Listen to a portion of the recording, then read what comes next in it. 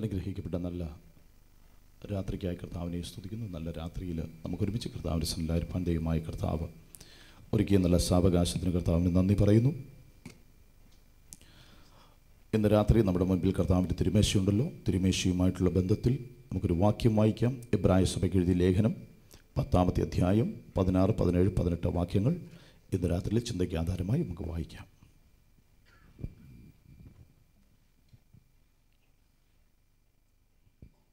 ഈ കാലം കഴിഞ്ഞ ശേഷം ഞാൻ അവരോട് ചെയ്യുവാനിരിക്കുന്ന നിയമം ഇങ്ങനെയാകുന്നു: എൻ്റെ ന്യായപ്രമാണം അവരുടെ ഉള്ളിലാക്കി അവരുടെ ഹൃദയങ്ങളിൽ എഴുതുമെന്ന കർത്താവിൻ്റെ അരുളപ്പാട് എന്ന് അരുളി ചെയ്ത ശേഷം അവരുടെ പാപങ്ങളെയും അകൃത്യങ്ങളെയും ഞാൻ ഇനി ഓർക്കയുമില്ല എന്ന് അരുളി ചെയ്യുന്നു. എന്നാൽ ഇവയുടെ മോചനമുള്ളയിടത്ത് ഇനിമേൽ പാപങ്ങൾക്ക് വേണ്ടി ഒരു യാഗവും ആവശ്യമില്ല. എന്നാൽ ഇവയുടെ മോചനമുള്ളിടത്ത് ഇനിമേൽ പാപങ്ങൾക്ക് വേണ്ടി ഒരു യാഗവും ആവശ്യമില്ല. ഇന്ന് രാത്രി നമുക്ക് കർത്താവിൻ്റെ തിരുമേശയുണ്ട്. ഈ തിരുമേശയുമായിട്ടുള്ള ബന്ധത്തിൽ ദൈവമക്കൾ മനസ്സിലാക്കേണ്ട ഒരു പ്രധാനപ്പെട്ട ആശയം എന്ന് പറയുന്നത്, കർത്താവിൻ്റെ തിരുമേശ നമ്മൾ പുതിയ നിയമസഭ ആചരിക്കുന്നത് പാപങ്ങളുടെ പരിഹാരത്തിന് വേണ്ടിയുള്ള ഒരു ശുശ്രൂഷയല്ല കർത്താവിൻ്റെ തിരുമേശയെന്ന് ദൈവജനം മനസ്സിലാക്കണം. പലപ്പോഴും പലരുടെയും അകത്ത് കർത്താവിൻ്റെ തിരുമേശയെ സംബന്ധിച്ച ഒരു കാഴ്ചപ്പാട് പാപമോചനത്തിന് വേണ്ടി ചെയ്യുന്നൊരു ശുശ്രൂഷയാണ് തിരുമേശയെന്ന. അതിൻ്റെ കാരണം എന്താണെന്ന് ചോദിച്ചാൽ, നേരത്തെ ആയിരുന്ന സമൂഹത്തിൽ നിന്നപ്പോൾ നമ്മുടെയൊക്കെ ഉള്ളിൻ്റെ ഉള്ളിൽ കടന്നുകൂടിയതായിരിക്കുന്നൊരു തെറ്റിദ്ധാരണയാണ് ഇത് കടങ്ങളുടെ പരിഹാരത്തിനും പാപങ്ങളുടെ മോചനത്തിനുമായി ഇത് ചെയ്യുന്നു. ഒന്നാമതായിട്ട് മനസ്സിലാക്കേണ്ടത്, കർത്താവിൻ്റെ തിരുമേശ കടങ്ങളുടെ പരിഹാരത്തിനോ പാപങ്ങളുടെ മോചനത്തിനോ വേണ്ടി അല്ല. വേദപുസ്തകം പറയുന്നത്, ഇത് യേശുക്രിസ്തുവിൻ്റെ കാൽവറി മരണം നടന്നതോടുകൂടി ഇനി പാപമോചനത്തിനു വേണ്ടി ഒരു യാഗവും ആവശ്യമില്ല എന്ന് അപ്പോസ്തലനായിരിക്കുന്ന പൗലോസ് അടിവരയിട്ട് പഠിപ്പിക്കുമ്പോൾ, കർത്താവിൻ്റെ മേശയെക്കുറിച്ച് മനസ്സിലാക്കേണ്ടത്, ഇത് എന്തിനു വേണ്ടിയാണ് കർത്താവിൻ്റെ തിരുമേശ നമ്മൾ ആചരിക്കുന്നത്. തിരുമേശ കാണുമ്പോൾ ദൈവമക്കൾ മനസ്സിലാക്കേണ്ട പ്രധാനപ്പെട്ട 2-3 ആശയങ്ങൾ. ഒന്ന്, ഈ തിരുമേശയെ നമ്മൾ കാണുമ്പോൾ മനസ്സിലാക്കേണ്ടത്, യേശു എനിക്ക് വേണ്ടി എന്താണ് ചെയ്തത് എന്നോർക്കണം. 2, ഞാനും യേശുവായിട്ടുള്ള എൻ്റെ പ്രസൻറ്റ് റിലേഷൻഷിപ്പ്, ഞാനും യേശുവുമായിട്ടുള്ള ഇന്നത്തെ എൻ്റെ ബന്ധം എങ്ങനെയാണ് എന്ന് വിളിച്ചറിയിക്കുന്നു. 3, തിരുമേശ എന്ന് പറഞ്ഞാൽ എനിക്ക് കർത്താവായ യേശു ക്രിസ്തു വാഗ്ദാനം ചെയ്തിരിക്കുന്ന ഒരു വലിയ വിരുന്നിൻ്റെ നിഴലാണ് ഇന്ന് രാത്രിയിൽ ഇവിടെ നടക്കുന്ന കർത്താവിൻ്റെ തിരുമേശ. കരങ്ങൾ ഉയർത്തി കർത്താവ് സ്തോത്രം ചെയ്താട്ട്. കർത്താവിൻ്റെ തിരുമേശയെ സംബന്ധിച്ച് ഒന്നാമതായി നമ്മൾ മനസ്സിലാക്കേണ്ടത്, ഈ തിരുമേശ യേശു ക്രിസ്തു നമുക്കായി ചെയ്തതിൻ്റെ ഓർമ്മ. എന്താണ് യേശു ക്രിസ്തു നമുക്കായി ചെയ്തത്? 1 കൊരിന്ത്യർക്ക് എഴുതിയ ലേഖനം 11-ാമത്തെ അധ്യായം 25, 26 വാക്യങ്ങളൊന്ന് വായിച്ചാട്ട്. അവണ്ണം തന്നെ അത്താഴം കഴിഞ്ഞ ശേഷം അവൻ പാനപാത്രവും എടുത്തു. യേശു ക്രിസ്തു അത്താഴം കഴിഞ്ഞ ശേഷം പാനപാത്രം എടുത്തു. ഈ പാനപാത്രം എൻ്റെ രക്തത്തിൽ പുതിയ നിയമമാകുന്നു. ഈ പാനപാത്രം എൻ്റെ രക്തത്തിൽ പുതിയ നിയമമാകുന്നു. ഇത് കുടിക്കുമ്പോഴൊക്കെയും എൻ്റെ ഓർമ്മയ്ക്കായി ചെയ്യുവിനെന്ന് പറഞ്ഞു. ഇത് കുടിക്കുമ്പോഴൊക്കെ നിങ്ങൾ എൻ്റെ ഓർമ്മയ്ക്ക് വേണ്ടി ഇത് ചെയ്യണം എന്ന് പറഞ്ഞു. അങ്ങനെ നിങ്ങൾ ഈ അപ്പം തിന്നുകയും പാനപാത്രം കുടിക്കുകയും ചെയ്യുമ്പോഴൊക്കെയും, പാനപാത്രത്തിൽ നിന്ന് കുടിക്കുകയും ചെയ്യുമ്പോഴൊക്കെയും കർത്താവ് വരുവോളം, യേശു ക്രിസ്തു വരുവോളം അവന്റെ മരണത്തെ പ്രസ്താവിക്കുന്നു. യേശു ക്രിസ്തുവിന്റെ മരണത്തെ പ്രസ്താവിക്കുന്ന ശുശ്രൂഷയാണ് കർത്താവിന്റെ തിരുമേശ. കരങ്ങളെ ഒരിക്കൽ കൂടി സ്തോത്രം ചെയ്താട്ട്. കർത്താവിന്റെ തിരുമേശയെ കുറിച്ച് ദൈവസഭ മനസ്സിലാക്കേണ്ട വളരെ പ്രാധാന്യമുള്ളൊരു വിഷയം, തിരുമേശ വിളിച്ചറിയിക്കുന്നത് യേശു ക്രിസ്തു നമുക്ക് വേണ്ടി എന്താണ് ചെയ്തത്. 2016 വർഷങ്ങൾക്ക് മുൻപ് നമ്മുടെ പാപങ്ങളെയും ശാപങ്ങളെയും പേറി കാൽവറി മലയുടെ കുലമരത്തിൽ 2 കള്ളന്മാരുടെ മധ്യത്തിൽ 3 ആണികളിന്മേൽ മുൾക്കിരീടധാരിയായി കർത്താവായി യേശു ക്രിസ്തു നമുക്ക് വേണ്ടി പിടഞ്ഞു മരിച്ചു. യേശു ക്രിസ്തു പറയുന്നത്, അപ്പോസ്തലനായ പൗലോസ് പറയുന്നത് ഇങ്ങനെയാ, അങ്ങ് അവണ്ണം തന്നെ നിങ്ങൾ വേദപുസ്തകം 1 കൊരിന്ത്യർക്ക് എഴുതിയ ലേഖനം 11-ാമത്തെ അധ്യായം 25-ാമത്തെ വാക്യത്തിൽ പറയുന്നു, അവണ്ണം തന്നെ അത്താഴം കഴിഞ്ഞ ശേഷം അവൻ പാനപാത്രം എടുത്തു, ഈ പാനപാത്രം എൻ്റെ രക്തത്തിൽ പുതിയ നിയമമാകുന്നു, അതുകൊണ്ട് ഇത് കുടിക്കുമ്പോഴൊക്കെയും നിങ്ങൾ എൻ്റെ ഓർമ്മയ്ക്കായി ചെയ്യണം. യേശു ക്രിസ്തു ഈ ഭൂമിയിൽ തൻ്റെ ഓർമ്മയ്ക്ക് വേണ്ടി ചെയ്യണം എന്ന് കൽപ്പിച്ച ശുശ്രൂഷയാണ് തിരുമേശ ശുശ്രൂഷ. ഈ ശുശ്രൂഷയിൽ നമുക്ക് നമ്മെ ഓർക്കാനോ നമ്മുടെ കച്ചവടത്തെ ഓർക്കാനോ വാങ്ങിപ്പോയി അപ്പനെയോ അമ്മയോ ഓർക്കാനോ വ്യവസ്ഥയില്ല. യേശു പറഞ്ഞു, ഇത് നിങ്ങൾ എൻ്റെ ഓർമ്മയ്ക്കായി ചെയ്യണം. വായിച്ച ഒരു വാക്യം കൂടി, അതെ, ലൂക്കോസിന്റെ സുവിശേഷം 22-ാമത്തെ അധ്യായം 19-20 വാക്യങ്ങൾ. ലൂക്കോസ് 22:19. പിന്നെ അപ്പമെടുത്ത് വാഴ്ത്തി നുറുക്കി അവർക്ക് കൊടുത്തു. യേശു അപ്പമെടുത്തു വാഴ്ത്തി നുറുക്കി ശിഷ്യന്മാർക്ക് കൊടുത്തു. ഇത് നിങ്ങൾക്ക് വേണ്ടി നൽകുന്ന എന്റെ ശരീരം. യേശു പറയുന്നു, ഇത് നിങ്ങൾക്ക് വേണ്ടി നൽകുന്ന എന്റെ ശരീരം, എന്റെ ഓർമ്മയ്ക്കായി ഇത് ചെയ്യുവിനെന്ന് പറഞ്ഞു. യേശു കർത്താവ് അടിവരയിട്ട് പറയുന്നു, നിങ്ങൾ ഇത് എന്റെ ഓർമ്മയ്ക്ക് വേണ്ടി ചെയ്യണം.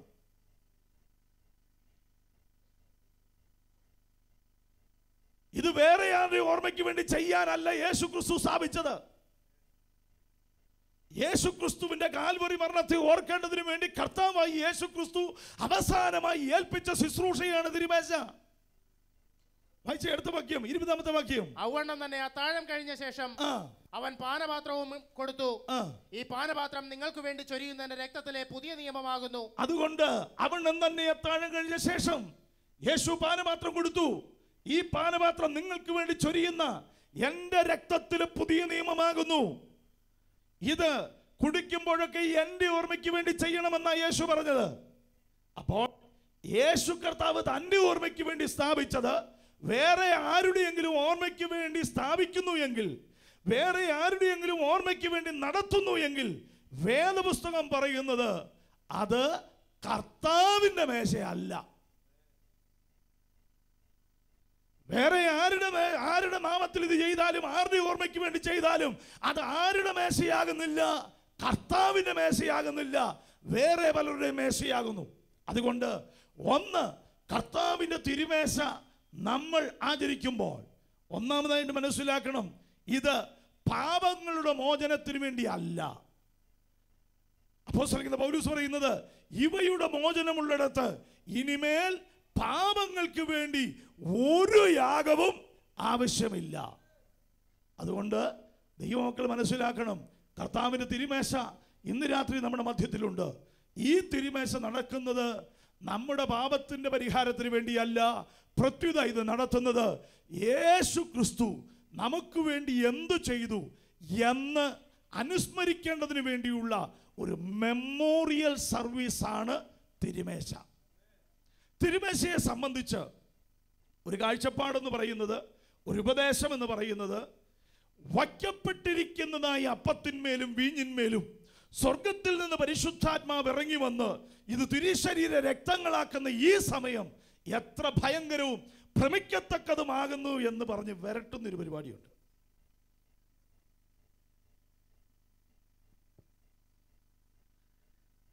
അപ്പം അപ്പമായും വീഞ്ഞ് വീഞ്ഞായും തന്നെ ഇരിക്കുന്നത്. ചിലർ ചിന്തിക്കുന്നത് അത് വിശ്വാസമുള്ളവർക്ക് അത് അപ്പം ശരീരമായും വിശ്വാസമുള്ളവർക്ക് ആ പാനപാത്രം രക്തമായി മാറും. ഒരിക്കലുമില്ല. വിശ്വാസം ഉണ്ടേലും ഇല്ലേലും വേദപുസ്തകം പറയുന്നത് അപ്പവും വീഞ്ഞും യേശു ക്രിസ്തുവിന്റെ മരണത്തെ അനുസ്മരിപ്പിക്കുവാൻ യേശു ക്രിസ്തു സ്ഥാപിച്ചതാണെങ്കിൽ യേശു ക്രിസ്തു പറയുന്നത് അത് എൻ്റെ ഓർമ്മയ്ക്ക് വേണ്ടി ചെയ്യണമെന്നാ. അതുകൊണ്ട് തിരുമേശയിൽ ഇങ്ങനെ ഒരു വസ്തുമാറ്റം നടക്കുന്നില്ല. ഈ കരങ്ങളിൽ ഒരു സ്തോത്രം പറഞ്ഞാട്ടെ. തിരുമേശയെ സംബന്ധിച്ച് അടുത്തതായിട്ട് ദൈവത്തിൻ്റെ തിരുവെഴുത്തിൽ നമ്മൾ വായിക്കുമ്പോൾ, ഒന്ന്, യേശു ക്രിസ്തു നമുക്ക് വേണ്ടി എന്തു ചെയ്തു എന്നതിനെ ഓർമ്മിക്കുമ്പോൾ തന്നെ, രണ്ടാമതായിട്ട് വായിച്ചാട്ട് 1 കൊരിന്ത്യർക്ക് എഴുതിയ ലേഖനം 10-ാമത്തെ അധ്യായം 16-ാമത്തെ വാക്യം. നാം അനുഗ്രഹിക്കുന്ന അനുഗ്രഹപാത്രം ക്രിസ്തുവിന്റെ രക്തത്തിന്റെ കൂട്ടായ്മയല്ലയോ? നാം അനുഗ്രഹിക്കുന്ന അനുഗ്രഹപാത്രം എന്ന് പറയുന്നത് ക്രിസ്തുവിന്റെ രക്തത്തിന്റെ കൂട്ടായ്മയല്ലയോ? നാം നുറുക്കുന്ന അപ്പം ക്രിസ്തുവിന്റെ ശരീരത്തിന്റെ കൂട്ടായ്മയല്ലയോ? നാം നുറുക്കുന്ന അപ്പം ക്രിസ്തുവിന്റെ ശരീരത്തിന്റെ കൂട്ടായ്മയല്ലയോ? അപ്പം ഒന്നാകൊണ്ട് പലരായ നാം ഒരു ശരീരമാകുന്നു. അപ്പം ഒന്നാകൊണ്ട് പലരായ നാം ഒരു ശരീരമാകുന്നു. നാം എല്ലാവരും ആ ഒരേ അപ്പത്തിൽ അംശികളാകുന്നുവല്ലോ. നാം എല്ലാവരും ആ ഒരേ അപ്പത്തിൽ അംശികളാകുന്നുവല്ലോ എന്ന് പറഞ്ഞാൽ, ഞാനും യേശുക്രിസ്തു എന്ന സഭയും അല്ലെങ്കിൽ ശിരസ്സുമായിട്ടുള്ള ഇന്നത്തെ എൻ്റെ ബന്ധത്തെ ഒരിക്കൽ കൂടി പുതുക്കുന്നതാണ് ഈ തിരുമേശ. തിരുമേശയിൽ ഒരപ്പവും ഒരു പാനപാത്രവുമാണ് ഉള്ളത്. ഈ അപ്പത്തിൽ നിന്ന് ഞങ്ങൾ എല്ലാവരും ഒരുമിച്ച് ഭക്ഷിക്കുമ്പോൾ അപ്പം ഒന്നാകൊണ്ട് പലരായ നാം ഒരു ശരീരമാകുന്നു. നാം എല്ലാവരും ആ ഒരേ അപ്പത്തിൽ അംശികൾ ആകുന്നുവല്ലോ. അപ്പോൾ ഇന്ന് ഞാനും എൻ്റെ ദൈവവുമായിട്ടുള്ള ബന്ധം എന്താണ് എന്ന് ഒരിക്കൽ കൂടി വിളിച്ചറിയിക്കുന്നത് കൊണ്ടാണ് ഈ ഒരേ അപ്പത്തിൽ നിന്ന് നമ്മൾ എല്ലാവരും പങ്കിടുന്നത്. ചിലരെ സംബന്ധിച്ച് ഈ അപ്പത്തിൽ ഈ ആഴ്ച എടുക്കുന്നില്ലെന്നങ്ങ് വെക്കും. എന്താ കാര്യം? ഈ ആഴ്ച എനിക്ക് ഈ ശരീരമായിട്ട് ഒരു കൂട്ടായ്മ വേണ്ട. പല കാരണങ്ങളായിരിക്കും ഉള്ളിലുള്ളത്. പക്ഷേ തിരുമേശ നമ്മളെ വിളിച്ചറിയിക്കുന്ന ഒരു സത്യം, യേശു എനിക്ക് വേണ്ടി എന്തു ചെയ്തു? 2, ഞാനും യേശുവും തമ്മിലുള്ള ഇന്നത്തെ എൻ്റെ ബന്ധത്തെ വിളിച്ചറിയിക്കുന്നതാണ് ഈ കൂട്ടായ്മ. 3, ഈ തിരുമേശ വിളിച്ചറിയിക്കുന്ന അടുത്തൊരു വലിയ വെളിപ്പാട്, സത്യം എന്ന് പറയുന്നത് എന്താണ്? മത്തായി എഴുതിയ സുവിശേഷം 26-ാമത്തെ അധ്യായം 28-ാമത്തെ വാക്യം ഒന്ന് വായിച്ചാട്ട്. ഇത് അനേകർക്ക് വേണ്ടി പാപമോചനത്തിനായി ചൊരിയുന്ന പുതിയ നിയമത്തിനുള്ള എൻ്റെ രക്തം.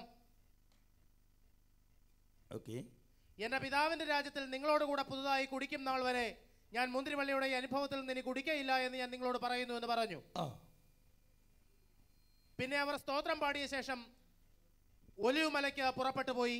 ഇത് അനേകർക്ക് വേണ്ടി പാപമോചനത്തിനായി ചൊരിയുന്ന പുതിയ നിയമത്തിനുള്ള എൻ്റെ രക്തം, എൻ്റെ പിതാവിൻ്റെ രാജ്യത്തിൽ നിങ്ങളോടുകൂടെ പുതുതായി കുടിക്കുന്ന നാൾ വരെ ഞാൻ മുന്തിരിവള്ളിയുടെ ഈ അനുഭവത്തിൽ നിന്ന് ഇനി കുടിക്കുകയില്ല എന്ന് ഞാൻ നിങ്ങളോട് പറയുന്നു എന്ന് പറഞ്ഞു. യേശു കർത്താവ് ശിഷ്യന്മാരോടൊരു പ്രത്യാശയുടെ വാഗ്ദത്തം കൊടുക്കുകയാണ്. എന്താണ് കൊടുക്കുന്നത്? എൻ്റെ പിതാവിൻ്റെ രാജ്യത്തിൽ ഈ പെസഹയിൽ വെച്ച് ഞാൻ സ്ഥാപിച്ചതുപോലെ ഒരു വലിയ വിരുന്ന് നടക്കാനുണ്ട്. യേശു ശിഷ്യന്മാരോട് പറയുകയാ, എൻ്റെ പിതാവിൻ്റെ രാജ്യത്തിൽ ഇതുപോലെ ഒരു വലിയ വിരുന്നിന് നടക്കാനുണ്ട്. ആ വിരുന്നിൽ ഞാൻ കുടിക്കുന്നത് വരെ മുന്തിരിവള്ളിയുടെ ഈ അനുഭവത്തിൽ നിന്ന് ഇനി കുടിക്കുകയില്ല എന്ന് യേശു കർത്താവ് ശിഷ്യന്മാരോട് വിളിച്ചു പറയുകയാണ്. എന്ന് പറഞ്ഞാൽ യേശുക്രിസ്തു പുതിയ നിയമസഭയ്ക്ക് നൽകുന്ന ഒരു വാഗ്ദത്തം എന്ന് പറയുന്നത്, പിതാവായ ദൈവത്തിന്റെ രാജ്യത്തിൽ പുത്രനായിരിക്കുന്ന യേശുക്രിസ്തുവും വീണ്ടെടുക്കപ്പെട്ട ദൈവമക്കളും ചേർന്ന് ഒരു വലിയ വിരുന്ന് നടക്കാനുണ്ട്. ആ വിരുന്നിൽ ഇവിടെ വെച്ച് നടന്നതുപോലെ ഒരു വീഞ്ഞിന്റെ അനുഭവം നടക്കും. ആ വീഞ്ഞു കുടിക്കുന്ന ഒരു അനുഭവത്തിൽ എത്തുന്നത് വരെ ഞാൻ ഇനി ഈ മുന്തിരിവള്ളിയുടെ അനുഭവത്തിൽ നിന്ന് കുടിക്കത്തില്ല എന്ന് യേശു കർത്താവ് പ്രസ്താവിക്കുമ്പോൾ, തിരുമേശ കാണുമ്പോൾ, തിരുമേശയിൽ പങ്കെടുക്കുമ്പോൾ ഒരു പുതിയ നിയമ വിശ്വാസി മനസ്സിലാക്കണം. പുതിയ നിയമ വിശ്വാസി മനസ്സിലാക്കേണ്ടത് 3 കാര്യമാണ്. 1, യേശു എനിക്ക് വേണ്ടി എന്ത് ചെയ്തു. 2, യേശുവും ഞാനുമായിട്ടുള്ള ഇന്നത്തെ ബന്ധം. 3, യേശു കർത്താവ് എനിക്ക് നൽകിയ പ്രത്യാശയുടെ വാഗ്ദത്തം. ഇതാണ് തിരുമേശ നമ്മളെ വിളിച്ചറിയിക്കുന്നത്. അതല്ലാതെ ഇത് കടങ്ങളുടെ പരിഹാരത്തിനോ പാപങ്ങളുടെ മോചനത്തിനോ വേണ്ടി ചെയ്യുന്ന ശുശ്രൂഷയല്ല കർത്താവിന്റെ തിരുമേശ. എബ്രായ സഭയ്ക്ക് എഴുതിയ ലേഖനം 10-ാമത്തെ അധ്യായത്തിന്റെ 16-ാമത്തെ വാക്യത്തിൽ അപ്പോസ്തലനായ പൗലോസ് പറയുന്നത്, ഇവയുടെ 18-ാമത്തെ വാക്യത്തിൽ പറയുന്നു, ഇവയുടെ മോചനമുള്ളിടത്ത് ഇനിമേൽ പാപങ്ങൾക്ക് വേണ്ടി ഒരു യാഗവും ആവശ്യമില്ല. ആരും കൊണ്ടുപോയി പാപമോചനത്തിന് വേണ്ടിയുള്ള പരിപാടിക്ക് ഇനി കാശ് കൊടുക്കരുത്. ഇതിനകത്തുനിന്ന് ആരും കൊടുക്കുമെന്ന് എനിക്ക് തോന്നുന്നില്ല. ഞാൻ പറഞ്ഞത്. പാപങ്ങളെ പരിഹരിക്കുവാൻ കർത്താവിനെ കൊണ്ട് പറ്റും. ഒരു മനുഷ്യനെ കൊണ്ടും പാപങ്ങളെ മോചിക്കാൻ കഴിയത്തില്ല. യഹൂദന്മാർക്കറിയാം ദൈവത്തെ കൊണ്ടല്ലാതെ ആരെ കൊണ്ടും പാപം മോചിക്കാൻ കഴിയത്തില്ലെന്ന്. അതുകൊണ്ട് തളർന്നു കിടക്കുന്ന ഒരുവനെ 4 പേർ കഫർനഹൂമിലേക്ക് പൊക്കിക്കൊണ്ടുവരുമ്പോൾ, കിടക്കയോടെ മേൽക്കുരിന് താഴോട്ട് ഇറക്കി വെക്കുമ്പോൾ, യേശു അവനെ നോക്കിയിട്ട് പറഞ്ഞു, നിന്റെ പാപങ്ങൾ മോചിച്ചിരിക്കുന്നു. യഹൂദന്മാരുടെ എല്ലാം നെറ്റു ചുളിഞ്ഞു. എന്താ കാര്യമെന്ന് ചോദിച്ചാൽ, എടാ ദൈവത്തിനല്ലാതെ ആർക്കും പാപങ്ങളെ മോചിക്കാൻ കഴിയത്തില്ല, പിന്നെ ഇവൻ എങ്ങനെ പാപങ്ങളെ മോചിക്കും? യേശുവിന്റെ മറുപടി, ഇവരുടെ നിരൂപണം മനസ്സിലാക്കി യേശു പറഞ്ഞു, മനുഷ്യപുത്രന് പാപങ്ങളെ മോചിക്കാൻ അധികാരമുണ്ടെന്ന് നിങ്ങൾ തിരിച്ചറിയേണ്ടതിനത്രേ ഞാനിപ്പോഴത് പറഞ്ഞത്. അതുകൊണ്ട് യേശു പറഞ്ഞു, കിടക്കയെടുത്ത് നടക്ക. ഇന്ന് രാത്രി മനസ്സിലാക്കിക്കോ, യേശു 2016 വർഷങ്ങൾക്ക് മുൻപ് നമ്മുടെ പാപങ്ങളെയും ശാപങ്ങളെയും പേറി കാൽവറി മലയുടെ കുലമരത്തിൽ മരിച്ചതുകൊണ്ട്, ആ യാഗം നടന്നതുകൊണ്ട്, ഇനി നിന്റെ പാപത്തിന് പരിഹാരത്തിന് വേണ്ടി ഒരു കർമ്മവും ചെയ്യണ്ട, ഒരു യാഗവും ചെയ്യണ്ട, ഒരു നേർച്ചയും കൊടുക്കണ്ട. യേശു നിന്റെ പാപത്തെ വഹിച്ചു മരിച്ചു എന്ന് വിശ്വസിച്ചാൽ നിന്റെ പാപത്തിന്റെ മോചനം ഇന്ന് രാത്രി നടക്കുകയാണ്. അതുകൊണ്ടാണ് അപ്പോസ്തലൻ പൗലോസ് പറയുന്നത്, അവന്റെ നാമത്തിൽ ഞങ്ങൾ പാപമോചനം പ്രസംഗിക്കുന്നു. യേശുക്രിസ്തുവിന്റെ നാമം മൂലമാണ് പാപമോചനം. ഈ തിരുമേശയിലേക്ക് നമ്മൾ കടന്നു വരുമ്പോൾ നമ്മൾ മനസ്സിലാക്കേണ്ട ഒരു വലിയ കാര്യം, 1 കൊരിന്ത്യർക്ക് എഴുതിയ ലേഖനം 11-ാമത്തെ അധ്യായം 28-ാമത്തെ വാക്യം ഒന്ന് വായിച്ചാട്ട്. മനുഷ്യൻ തന്നെത്താൻ ശോധന ചെയ്തിട്ട് വേണം ഈ അപ്പം തിന്നുകയും പാനപാത്രത്തിൽ നിന്ന് കുടിക്കുകയും ചെയ്യുവാൻ. തിരുമേശ വിളിച്ചറിയിക്കുന്ന 3 കാര്യങ്ങൾ. 1, യേശു എനിക്ക് വേണ്ടി എന്ത് ചെയ്തു. 2, യേശുവും ഞാനുമായിട്ടുള്ള ഇന്നത്തെ ബന്ധം. 3, യേശു എനിക്ക് നൽകിയിരിക്കുന്ന പ്രത്യാശയുടെ വാഗ്ദത്തം. ഇതാണ് തിരുമേശ വിളിച്ചറിയിക്കുന്നതെങ്കിൽ, ഈ തിരുമേശയിൽ പങ്കെടുക്കുന്ന ഒരു വ്യക്തിയെ സംബന്ധിച്ച് എങ്ങനെ വേണം പങ്കെടുക്കാൻ? ഈ കാലഘട്ടത്തിൽ കർത്താവിന്റെ തിരുമേശ വളരെ വികലമായി വിചിത്രമായി നടത്തുന്ന ഒരു ശുശ്രൂഷയാണ്. ലാഘവത്തോടു കൂടി ചെയ്യുന്നവരുണ്ട്, അതുപോലെ തന്നെ വളരെ മ്ലേച്ഛമായിരിക്കുന്ന നിലയിൽ ചെയ്യുന്നവരുണ്ട്, വിവിധ ഉപദേശങ്ങളിൽ കൂടി അത് ചെയ്യുന്നവരുണ്ട്. പക്ഷേ ദൈവത്തിന് തിരുവെഴുത്ത് തിരുമേശയെ സംബന്ധിച്ച് പറയുന്നത് എന്താണ്? മനുഷ്യൻ തന്നെത്താൻ ശോധന ചെയ്തിട്ട് വേണം ഈ അപ്പം തിന്നുകയും പാനപാത്രത്തിൽ നിന്ന് കുടിക്കുകയും ചെയ്യുവാൻ. Let a man examine himself. സ്വയം ഒരു മനുഷ്യൻ ആത്മപരിശോധന നടത്തിയിട്ട് വേണം തിരുമേശയിൽ പങ്കെടുക്കാൻ. തിരുമേശ യേശു എനിക്ക് വേണ്ടി എന്തു ചെയ്തെന്നും, ഞാനും യേശുവായിട്ടുള്ള ഇന്നത്തെ ബന്ധം എന്താണെന്നും, യേശു എനിക്ക് നൽകിയ വാഗ്ദത്തം എന്താണെന്നും വിളിച്ചറിയിക്കുന്നതാണ് തിരുമേശയെങ്കിലും, ഈ തിരുമേശയിൽ പങ്കെടുക്കുന്ന ഒരു വ്യക്തിയെ സംബന്ധിച്ച് വേദപുസ്തകം പഠിപ്പിക്കുന്നത്, ഒരു മനുഷ്യൻ സ്വയം പരിശോധിച്ചിട്ട് വേണം തിരുമേശയിൽ പങ്കെടുക്കുവാൻ. എന്തുകൊണ്ടാണ് സ്വയം പരിശോധിക്കണമെന്ന് പറയുന്നത്? സ്വയം പരിശോധിക്കാതെ ഈ തിരുമേശയിൽ പങ്കെടുത്താൽ എന്ത് സംഭവിക്കും? 30-ാമത്തെ വാക്യം. തിന്നുകയും കുടിക്കുകയും ചെയ്യുന്നവൻ ശരീരത്തെ വിവേചിക്കാഞ്ഞാൽ തനിക്ക് ശിക്ഷാവിധി തിന്നുകയും കുടിക്കുകയും ചെയ്യുന്നു. ഇത് ഹേതുവായി നിങ്ങളിൽ പലരും ബലഹീനരും രോഗികളുമാകുന്നു, അനേകരും നിദ്ര കൊള്ളുന്നു. വേദപുസ്തകം പറയുന്നത് 30-ാമത്തെ വാക്യം, ഇത് ഹേതുവായി. ഏത് ഹേതുവായി? തിരുമേശ ഹേതുവായി. എന്താണ് അതിന് കാരണം? സ്വയം പരിശോധന നടത്താതെ ഈ തിരുമേശയിൽ കയറി കൈവച്ചു.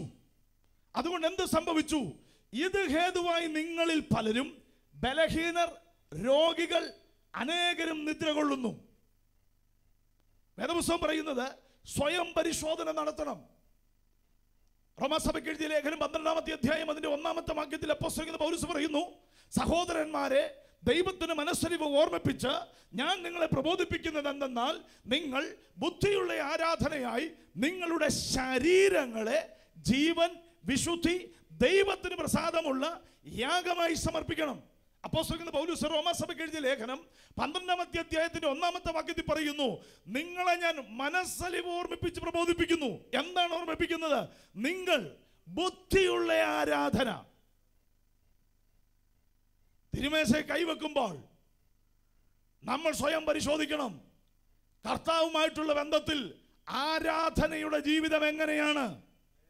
2, വിശുദ്ധിയുമായിട്ടുള്ള ബന്ധത്തിൽ എങ്ങനെയാണ്? 3, നമ്മുടെ ജീവിതത്തിന്റെ ചെയ്തികൾ ദൈവത്തിന് പ്രസാദമുള്ളതാണോ? ഇത് പരിശോധിക്കണം. വേദപുസ്തകത്തിൽ അടുത്തതായിട്ട് അതിന് പറയുന്നത് എങ്ങനെയാണ്? യാഗമായി അർപ്പിക്കാൻ യോഗ്യതയുണ്ടോ എന്ന് ചിന്തിക്കണം. പഴയ നിയമത്തിൽ യാഗവസ്തുവായി കൊണ്ടുവരുന്ന യാഗമൃഗത്തെ ഊനമുള്ളതാണോ എന്ന് പുരോഹിതൻ പരിശോധിക്കും.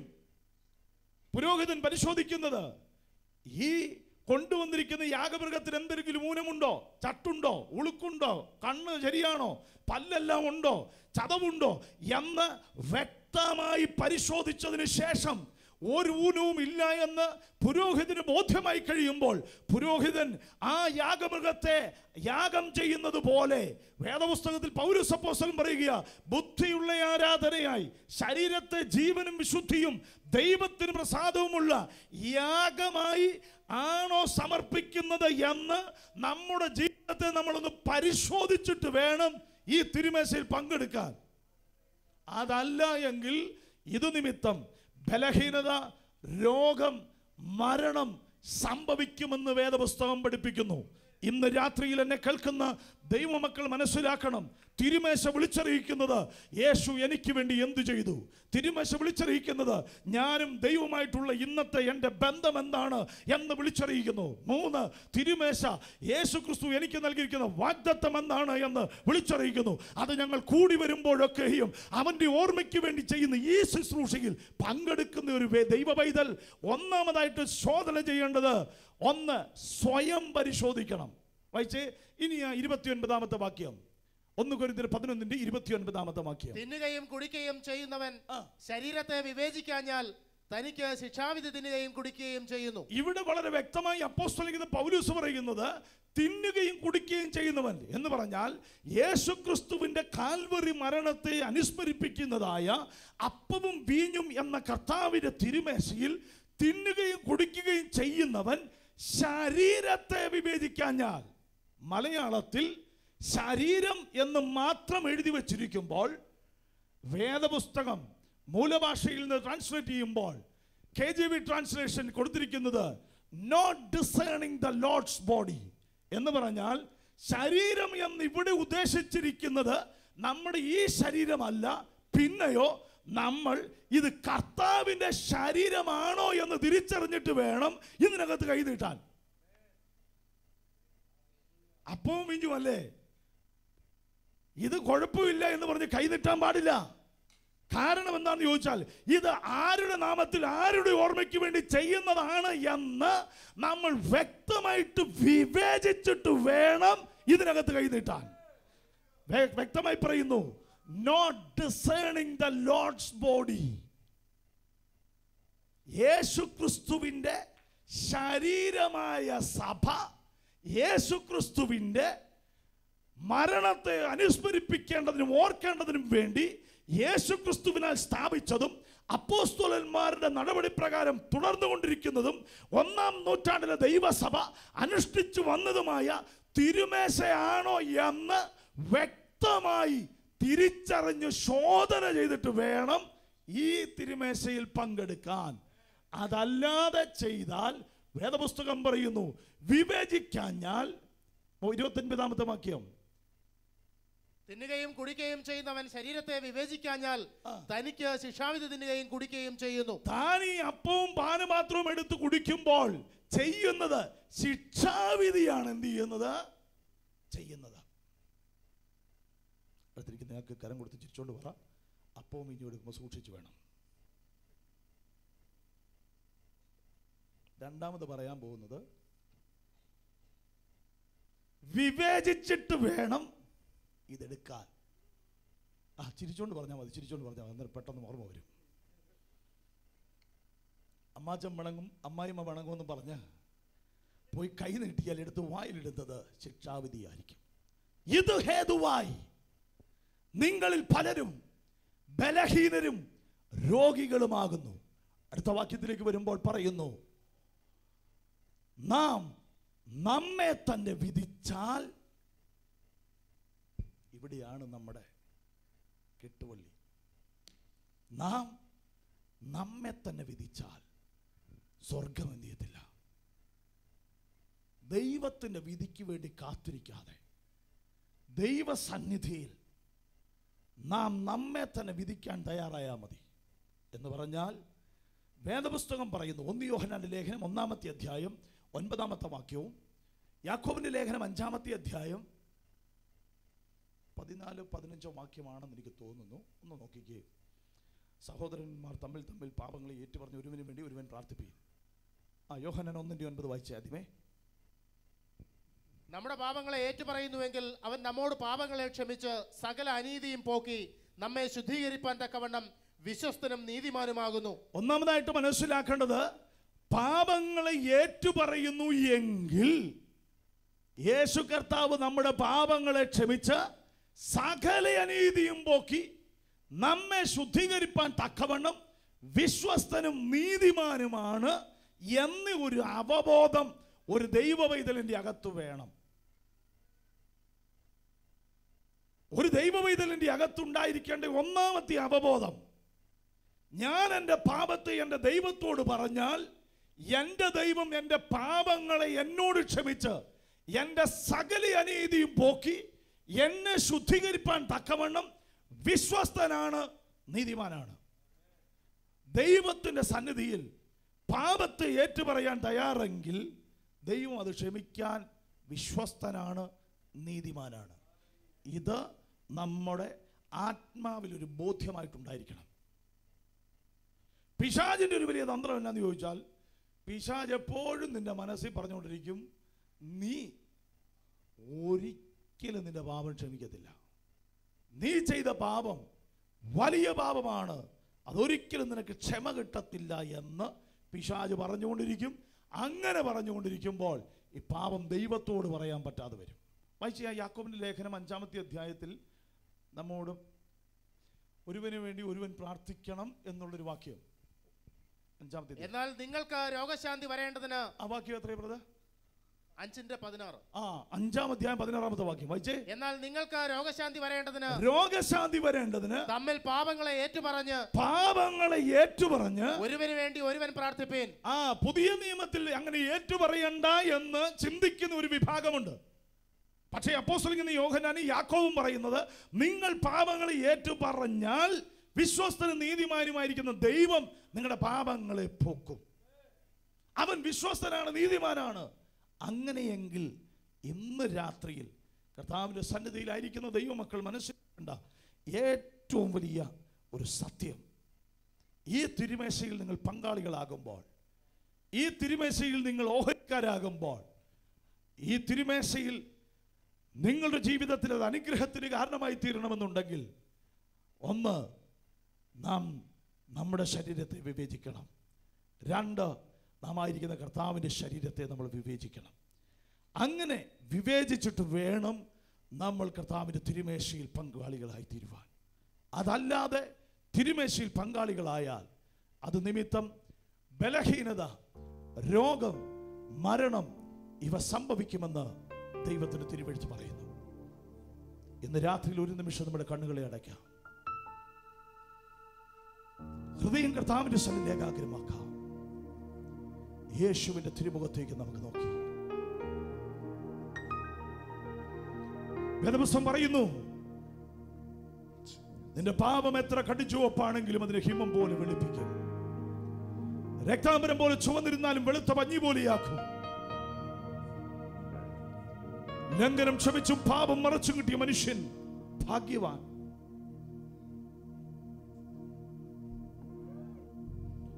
നമ്മുടെ പാപങ്ങളെ ഏറ്റുപറയുമ്പോൾ വിശ്വസ്തനും നീതിമാനുമായ കർത്താവ് നമ്മുടെ പാപങ്ങളെ നമ്മളോട് ക്ഷമിക്കും. തിരുവെഴുത്ത് പറയുന്നത്, നാം നമ്മെ തന്നെ വിധിച്ചാൽ സ്വർഗത്തിലെ ദൈവം നമ്മളെ വിധിക്കത്തില്ല. ഇന്ന് രാത്രിയിൽ യേശു കർത്താവിന്റെ തിരുമുഖത്തേക്ക് നോക്കി നാം നമ്മെ തന്നെ ശോധന ചെയ്ത്, 2, ഈ തിരുമേശയെ കർത്താവിന്റെ ശരീരത്തെ വിവേചിച്ചു വേണം നാം തിരുമേശയിൽ പങ്കാളിയാകുവാൻ. അതല്ലാതെ നമ്മൾ ചെയ്താൽ ഇത് നിമിത്തം ബലഹീനത, രോഗം, മരണം സംഭവിക്കും. അയോഗ്യമായി അപ്പം തിന്നുകയോ കർത്താവിന്റെ പാനപാത്രം കുടിക്കുകയോ ചെയ്യുന്നവനെല്ലാം കർത്താവിന്റെ ശരീരവും രക്തവും സംബന്ധിച്ച് കുറ്റക്കാരനാകുമെന്ന് തിരുവെഴുത്ത് പറയുമ്പോൾ ഈ തിരുമേശ വിളിച്ചറിയിക്കുന്നത് യേശു എനിക്ക് വേണ്ടി എന്ത് ചെയ്തു. 2, യേശുവും ഞാനുമായിട്ടുള്ള ഇന്നത്തെ എൻ്റെ ബന്ധം എന്താണ് എന്ന് വിളിച്ചറിയിക്കുന്നു. 3, ഈ തിരുമേശ വിളിച്ചറിയിക്കുന്നത് യേശു സഭയ്ക്ക് നൽകിയ വാഗ്ദത്തം എന്താണെന്ന്. ഇന്ന് രാത്രി എല്ലാ കണ്ണുകളും ഒരു നിമിഷം കർത്താവിൽ അടച്ചു.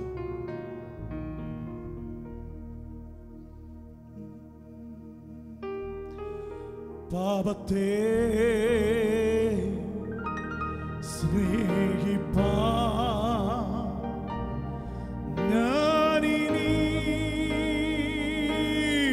പോകില്ല. പാപത്തെ സ്നേഹിപ്പാ ഞാനിനി പോകില്ല. ദൈവത്തിൻ പൈതലാ ജീവിക്കും ഞാനിനി. ദൈവത്തിൻ പൈതലാ ജീവിക്കും ഞാനിനി. ക്രൂശിന്മേൽ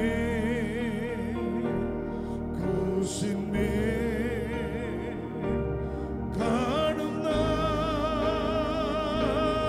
ദാരിദ്ര, ക്രൂശിന്മേൽ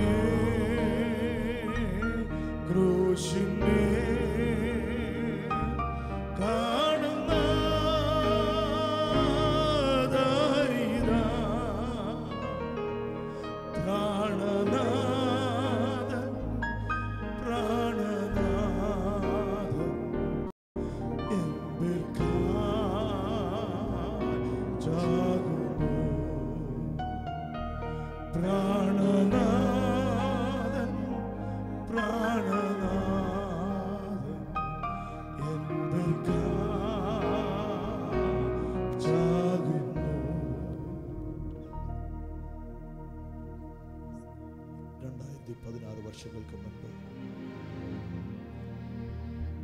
കന്യകയുടെ ഉദരത്തിൽ ജഡാവതാരം ചെയ്ത് 33 തിരുവയസ്സ് വരെ ഈ ഭൂമിയിൽ ജീവിച്ച് ഗത്സമനിയിൽ പിടിച്ചു, ഗബ്ബത്തായിൽ അടിച്ചുടച്ചു. ഗോൽഗോഥ മലയുടെ ഉന്നതത്തിൽ 3 ആണികളിന്മേൽ മുൾക്കിരീടധാരിയായ യേശു നമുക്ക് വേണ്ടി തകർക്കപ്പെട്ടു. ആ യേശു ക്രിസ്തുവിന്റെ കാൽവറി യാഗം നടന്നതുകൊണ്ട് ഇനി പാപപരിഹാരത്തിന് വേണ്ടി ഒരു യാഗവും ആവശ്യമില്ല. ഇന്ന് നിന്റെ പാപത്തിന്റെ മോചനത്തിന് നീ ചെയ്യേണ്ടത് 2016 വർഷങ്ങൾക്ക് മുൻപ് നടന്ന യാഗത്തെ ഇന്ന് നീ വിശ്വസിക്കണം. എങ്ങനെ വിശ്വസിക്കണം? നിന്റെ പാപത്തിന് വേണ്ടി യേശു അന്ന് ശാപത്തിന്റെ ശിക്ഷ സ്വയം ഏറ്റെടുത്ത് നിനക്ക് വേണ്ടി മരിച്ചു എന്ന് ഇന്ന് നീ വിശ്വസിച്ച് അത് നീതിക്കായി വായ്കൊണ്ട് ഏറ്റുപറയുമ്പോൾ നീ രക്ഷിക്കപ്പെട്ടു. നിന്റെ പാപത്തിന്റെ കടച്ചിട്ട് സ്വർഗത്തിലെ ദൈവം കീറിക്കളയുകയാണ്. രക്ഷിക്കപ്പെട്ടതിനു ശേഷം നിന്റെ ജീവിതത്തിൽ വന്നുപോയ കുറവുകൾ നിനക്ക് യേശുവിനോട് തുറന്ന് പറയാം. യേശുവിനോട് പറയാം, കർത്താവേ, ഞാൻ അനവധി പാപങ്ങൾ ചെയ്തു. എൻ്റെ സംസാരം, എൻ്റെ പ്രവൃത്തി, എൻ്റെ എല്ലാ ഇടപാടുകളിലും ഞാൻ ഒത്തിരി പാപങ്ങൾ ചെയ്തു. എന്നോട് നീ ക്ഷമിക്കണം. ഏറ്റു പറഞ്ഞാൽ മതി. അവൻ്റെ രക്തം നിന്റെ സകല പാപവും പോക്കി നിന്നെ ശുദ്ധീകരിക്കും. കുഞ്ഞുങ്ങളെ, പാപം ചെയ്യാതിരിപ്പാ ഇത് ഞാൻ നിങ്ങൾക്ക് എഴുതുന്നു. ഒരുത്തൻ പാപം ചെയ്തു പോയി എങ്കിൽ നീതിമാനായ യേശു ക്രിസ്തു എന്ന കാര്യസ്ഥൻ നമുക്ക് പിതാവിന്റെ വലത്ത് ഭാഗത്തുണ്ട്. 1 യോഹന്നാന്റെ ലേഖനം 2-ാമത്തെ അധ്യായം 1 മുതലുള്ള വാക്യങ്ങളിൽ അപ്പോസ്തലനായ യോഹന്നാൻ പറയുന്നു, നീതിമാനായ യേശു ക്രിസ്തുവിന്റെ മുൻപിൽ പോയി നിന്റെ പാപങ്ങളെ നിനക്ക് ഏറ്റു പറയാം. ഇന്ന് രാത്രി പരിശുദ്ധാത്മാവ് പാപത്തെക്കുറിച്ചും നീതിയെക്കുറിച്ചും ഓർമ്മപ്പെടുത്തുന്ന ആത്മാവാണ്. ഇന്ന് രാത്രിയിൽ ആത്മാവ് നിനക്ക് ഓർമ്മ വരുത്തുന്ന ഏത് പാപവും നിനക്ക് യേശുവിനോട് പറയാം. യേശുവിന്റെ രക്തം നിന്നെ ശുദ്ധീകരിക്കും. നീ തകർന്നവനാണ്, തകർന്നവളാണ് നീ ചിന്തിക്കേണ്ട. അത് പിശാച് നിന്റെ മനസ്സിൽ കൊണ്ടുവന്നിരുന്നൊരു ചിന്തയാണ്. രക്താംബരം പോലെ ചുവന്നിരുന്നാലും വെളുത്ത പഞ്ഞി പോലെയാക്കുന്ന കർത്താവിന്റെ രക്തം ഇന്ന് രാത്രിയിൽ ഇവിടെയുണ്ട്. കണ്ടാൽ ഒരാളാണെന്ന് തോന്നാത്ത നിലയിൽ അവന്റെ ശരീരം ഉഴവുചാലുകൾ പോലെ കീറി മുറിച്ചു. ഇന്ന് രാത്രി ആ മുഖത്തേക്ക് നോക്കി നിനക്ക് പറയാം. പലതും നിനക്ക് ഓർക്കുമ്പോൾ നിന്റെ സമാധാനം നഷ്ടപ്പെടുന്നതാകാം. പലതും നിനക്ക് ആരോട് തുറന്നു പറയാൻ കഴിയാത്തതാകാം. പക്ഷെ യേശു